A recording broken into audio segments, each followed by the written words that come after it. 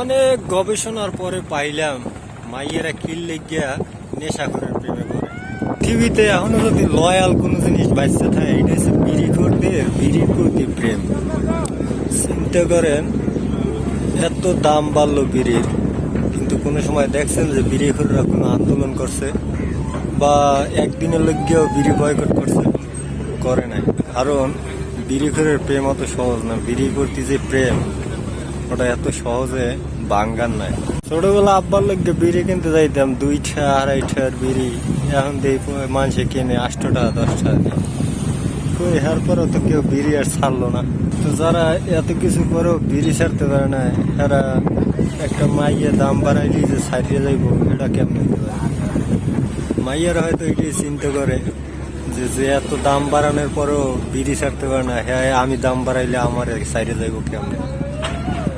এই কারণে হয়তো নেশাখোর প্রেমে একটু মাইয়েরা বেশি করে।